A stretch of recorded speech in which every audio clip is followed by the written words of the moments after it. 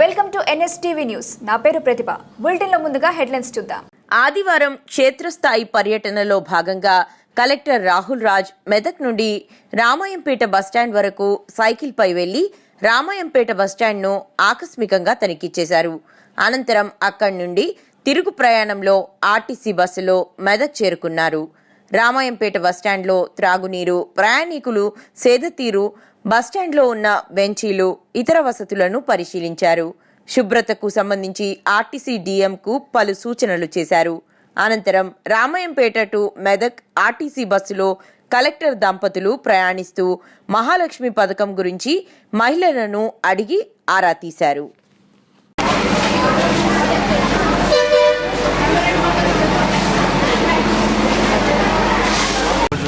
అందరికీ నమస్కారం. ఈరోజు రామాయంపేట బస్ స్టాండ్ అదేవిధంగా మెదక్ బస్ స్టాండ్ కూడా పరిశీలించడం జరిగింది. సో రామాయంపేట నుంచి మెదక్ వరకు కూడా బస్సులో ట్రావెల్ చేయడం జరిగింది. సో తెలంగాణ రాష్ట్ర ప్రభుత్వం ఎంతో ప్రతిష్టాత్మకంగా మహిళలకు ఉచిత బస్సు సౌకర్యం అనేది కల్పిస్తూ ఉంది. మరి ఆ స్కీమ్ ఎట్లా నడుస్తుందనేది కూడా క్షేత్రస్థాయిలో పరిశీలించినట్లయితే కూడా పబ్లిక్ అందరూ కూడా చాలా సంతృప్తి వ్యక్తం చేస్తూ ఉన్నారు. ఇప్పుడు నేను ట్రావెల్ చేసి వచ్చిన బస్సులో కూడా ఆల్మోస్ట్ మహిళలకు అందరికీ కూడా సీట్లు ఉన్నాయి. అందరు కూడా సీట్లలో కూర్చొని వస్తూ ఉన్నారు. ప్లస్ అదేవిధంగా ఇప్పుడు మనం చూసినట్టయితే కూడా 70% ఆఫ్ ద ట్రావెల్ మహిళలు చేస్తూ ఉన్నారు. మహిళల సాధికారత కూడా అది చాలా వరకు మనకి ఉపయోగం అవుతూ ఉంది. మరి దాన్ని దృష్టిలో పెట్టుకునే తెలంగాణ రాష్ట్ర ప్రభుత్వం ఎస్పెషల్లీ ఆర్టీసీ మేనేజ్మెంట్ కూడా చాలా బస్సులు మన మెదక్ డిపోలో, మన నర్సాపూర్ డిపోలో, సో మన జిల్లా వ్యాప్తంగానే రాష్ట్ర వ్యాప్తంగా కూడా చాలా బస్సెస్ పెంచడం జరిగింది. సో ఆ బస్సెస్ పెంచడమే కాకుండా మరియు ఇంకొకటి ఏంటి అనేసి అంటే మహిళా శక్తి కింద సో మహిళలకే కొన్ని బస్సులు వాళ్ళతోనే వాళ్ళ ద్వారా మహిళల ద్వారా బస్సులు కొనిపించేసి వాళ్ళకి మనము ఆర్టీసీకి రెంట్కి ఇచ్చినట్లయితే కూడా మహిళలకు కూడా ఉపయోగం అయ్యే విధంగా కూడా ఆ స్కీమ్ కూడా తొందరలోనే ఓవరాల్గా ఇక్కడ క్లీన్నెస్ కూడా చాలా మంచిగా ఉంది మన దగ్గర ఇక్కడ మెదక్ బస్ స్టాండ్లో కూడా. సో కూల్ డ్రింకింగ్ వాటర్ కూడా ఒక 2-3 రోజులలో ఏర్పాటు చేయడం జరుగుతుందని డిఎం గారు చెప్పింది. రామాయంపేటలో కూడా బాగుంది. ఇంకా మెరుగైన సౌకర్యాలు ఏమేమి ప్రజలకు కలిగించగలుగుతాం అవన్నీ కూడా ఈ బస్ స్టాండ్లలో ఏర్పాటు చేస్తాం. ప్లస్ ఈ Medak bus stand, Ramayampet bus stand ఇవన్నీ కూడా మోడర్నైజేషన్.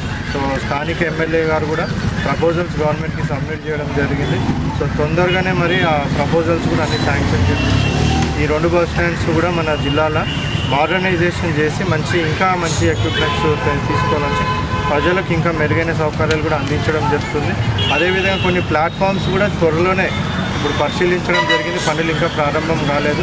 ఎక్స్ట్రా ప్లాట్ఫామ్స్ కూడా మన మెదక్ డిపోలో కట్టడం జరుగుతూ ఉంది.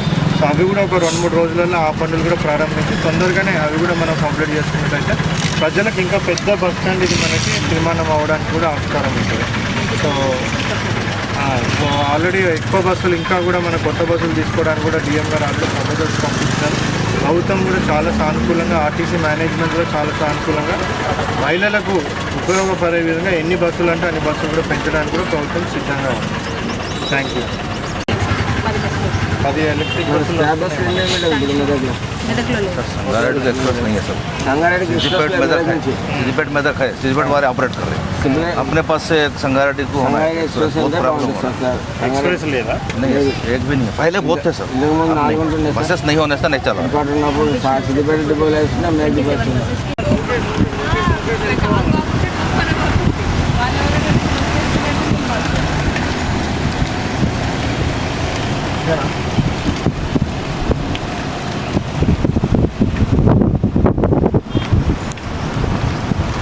कौन